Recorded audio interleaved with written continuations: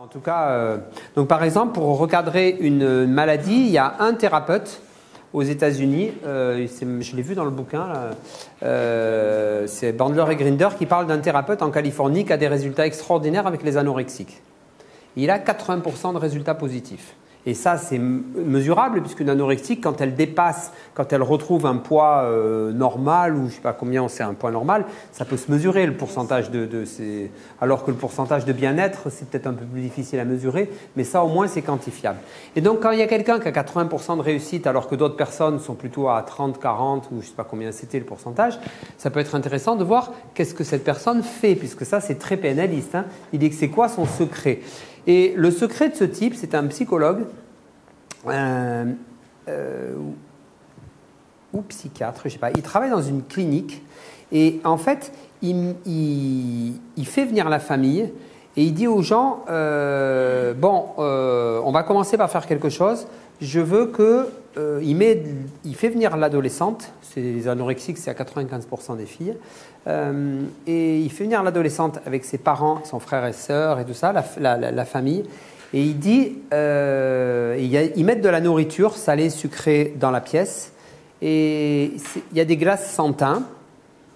Ils ne disent pas aux gens qu'il y a des glaces sans thym. Et ils disent à la famille, vous devez faire manger cette adolescente. Nous, on vient dans un quart d'heure et on viendra voir ce qui se passe et ce qui s'est passé avec vous. Donc, ils arrivent.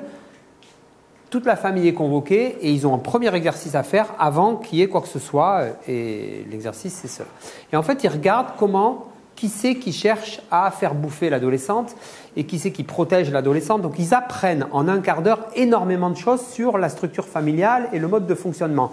Et du coup, la mère qui dit « Non, mais quand même, ne la force pas. » Et le père qui dit « Mais le docteur, il a dit qu'il fallait qu'il mange. » Enfin bon, ça permet de vérifier comment tout le monde communique. Donc, eux, ils prennent des infos juste géniales. Ils observent, ils enregistrent et quand la personne revient ensuite, quand le psychologue y revient, il demande à la famille de sortir et il dit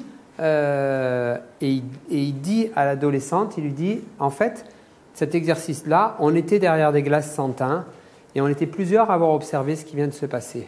Et du coup, et il démarre toutes les nouvelles personnes, il les démarre avec cet exercice-là.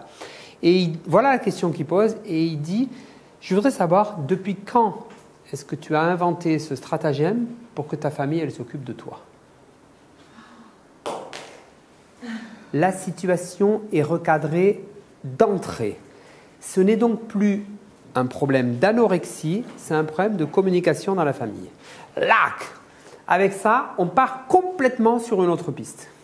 C'est brutal un peu, hein ?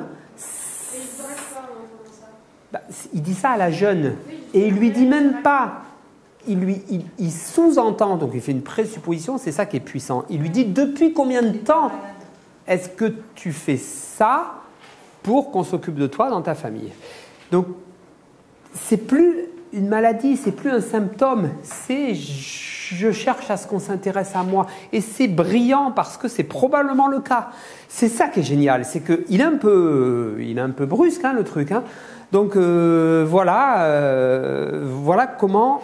Donc ça c'est un recadrage c'est un recadrage de sens. Donc on peut donner un sens à une maladie. Il faut juste oser. Voilà, si je fais du recadrage, j'y vais, j'assume, j'envoie mon scud. Ça peut être un scud d'amour, hein, mais voilà, quand tu dis je t'aime à quelqu'un, c'est un scud, hein.